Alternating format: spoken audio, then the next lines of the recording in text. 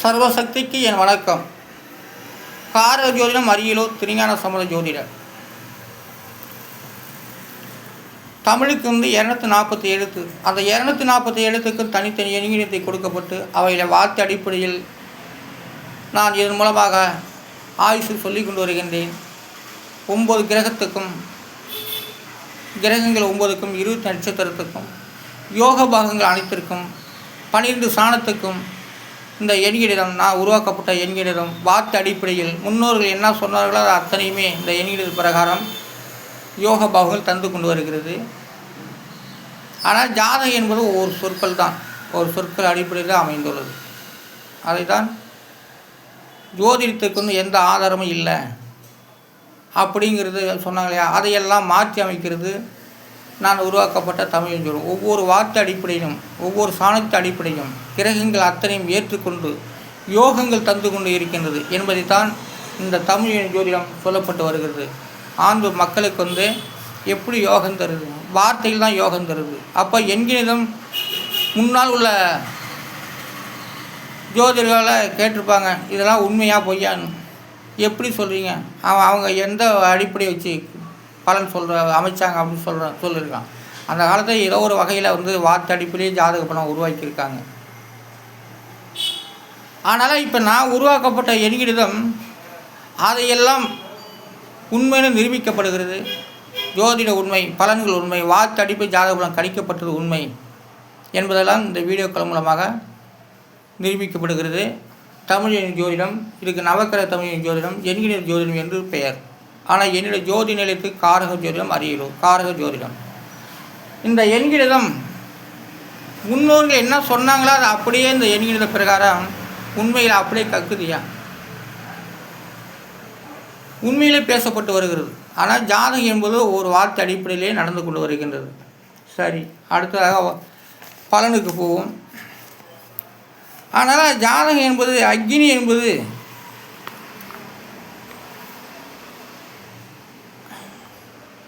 இல்லை, அது அணிக்கு 2 எழுத்து. அந்த 2 எழுத்துக்குரிய எண்ணிடம் 1, 7 எல்லாம் கூட்டாக 8.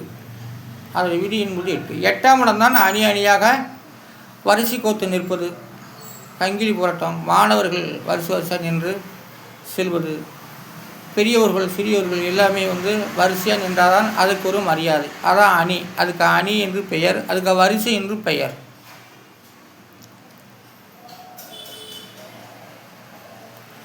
அடுத்ததாக தவறுக்கு 3 எழுத்து. அந்த 3 எழுத்துக்குரிய 7, 5, 9 அதெல்லாம் கூட்டாக 21. அதோடைய விதி என்பது 3. அப்போ தவறுக்கு 3ஆம் இடம். அப்போ தவறு என்றால் என்ன? வில்லுக்கு 3ஆம் இடம். அப்போ தவறு என்றால் அந்த காலத்தில் தவறு என்றால் வில்லுன்னு சொல்லிட்டு இருக்காங்க. ஆனால் காலங்கள் மாற மாற, வார்த்தைகள் மாற மாற தவறு என்பது வில்லாகிவிட்டது. அப்போ அந்த வில்லோடைய விதியின் 3. அடுத்ததாக கட்டுக்கு 3 எழுத்து. அந்த 3 எழுத்துக்குரிய எண்ணிடம் 1, 2, 7 எல்லாம் கூட்டாக 10. அதோடைய விதி என்பது 1. அப்போ கட்டு 9ஆம் இடம். அப்போ கட்டு என்றால் என்ன? நோய்வாய்ப்பட்டு என்று ஒரு வார்த்தையாகும்.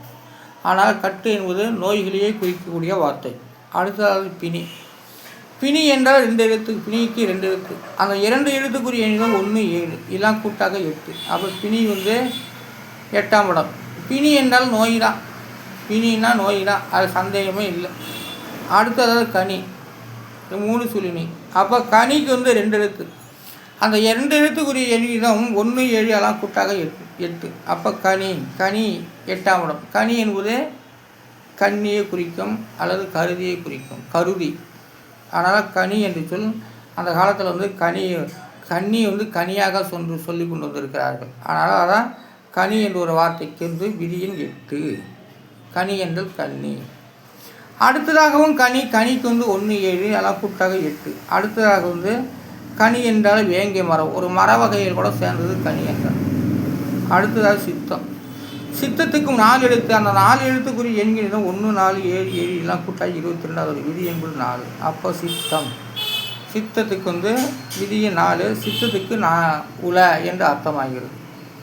அடுத்தது ஜம் என்றால் பிறத்தல். ஜம்முக்கு 2 எழுத்து 3 7 எல்லாம் கூட்டாக 10 விதியின் உண்டு. அப்போ ஜம்முக்கு வந்து பிறத்தல் என்று அர்த்தமாகிறது. வாழ்க்கைக்கு 4 எழுத்து. அந்த 4 எழுத்துக்குரிய எண்ணிக்கைதான் 3 3 7 5 எல்லாம் கூட்டாக 18. அதோடைய விதி என்பது 9. அப்போ வாழ்க்கை 9ஆம் இடம், 9ஆம் இடத்து பண்ணாக வருகின்றது வாழ்க்கை. அடுத்ததாக அயனம். அயனத்துக்கு 4 எழுத்து. அதாவது அயனத்துக்கு 4 எழுத்து. அந்த 4 எழுத்துக்குரிய எண் 1 2 9 7 இலா கூட்டாக 21.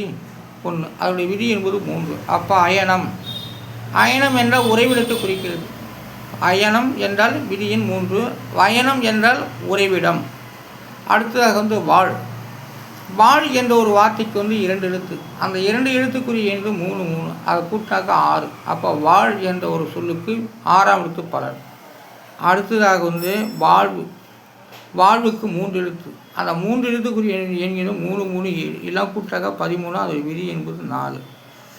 அதனால் வந்து வாழ்வுக்கு 4ஆம் இடம். சாவுக்கு 8ஆம் இடம்.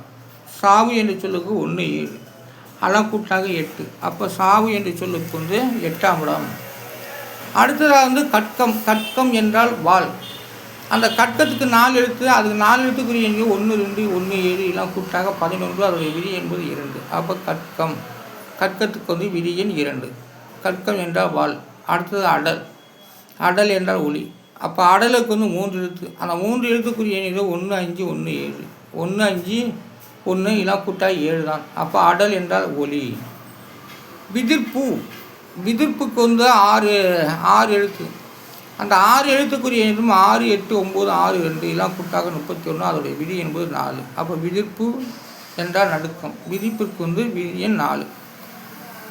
ஆனால் ஒரு சொல் என்றால் ஒரு மொழியாகிய பிரணவம்.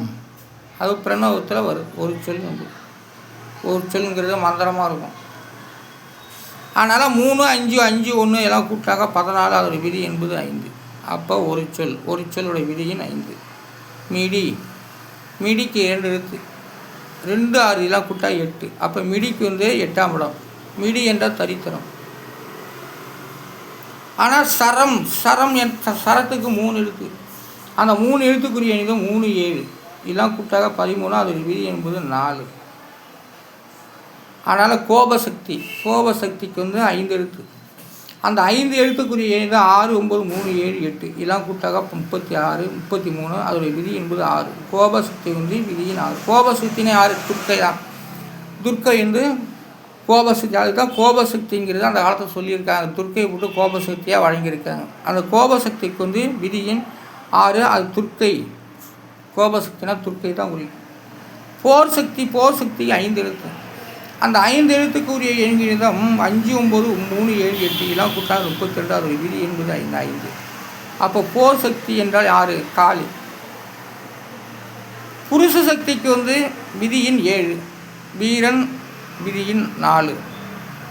ஆனால் ஜாதகம் என்பது ஒரு வார்த்தை அடிப்படையிலே நடந்து கொண்டு வருகின்றது. வார்த்தை அடிப்படையில் 12 சாணத்துக்கும்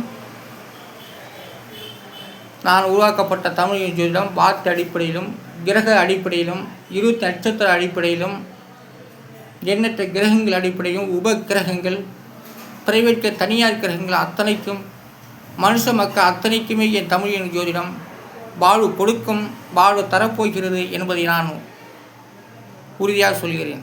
இந்த தமிழ் வார்த்தைகள் தான் மனிதனுக்கு உயிர் கொடுக்கப்பட்டு வருகிறது. ஆனால் மனிதன் நடமாடாதான் உயிர். நடமாடவில்லை என்ற உயிர் அல்லது நடந்தால் தான் உயிர். அதுபோல் மனிதன் நடந்தால் தான் போயிட்டு நடந்துகிட்டு இருந்தால் தான் பேசிகிட்டு இருந்தால் தான் அந்த மனிதனுக்கு உயிர்.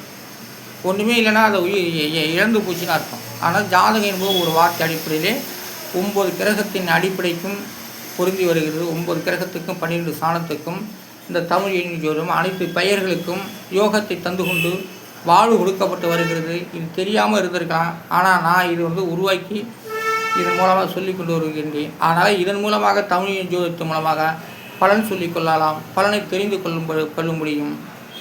இந்த தமிழ் ஜோதிடம் பேசப்பட்டு வருகிறது. அதனால் ஜாதகத்துக்கும் தமிழ் ஜோதிடம் 2 ஒன்று தான். ஜாதகம் பார்க்கும்போது இது ஒரு சப்போர்ட்டாக வைத்துக்கொண்டு பேசிக்கொள்ளலாம் என்பதை சொல்லுகிறேன். தமிழ் ஆராய்ச்சிக்கும் இதுதான் என்பதை நான் தெளிவாக இது உறுதியாக சொல்லி முடிக்கின்றேன்.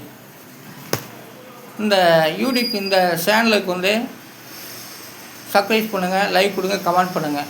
பார்க்குறவங்க ஒவ்வொரு நேரமும் என்னுடைய வீடியோக்கள் வந்துச்சுனாக்க எனக்கு மார்க் போடுங்க. சப்ஸ்கிரைப் பண்ணுங்கள், லைக் பண்ணுங்கள், கமெண்ட் பண்ணுங்கள். நன்றி, வணக்கம். காரஜோடம் திருஞான சம்பந்தம்.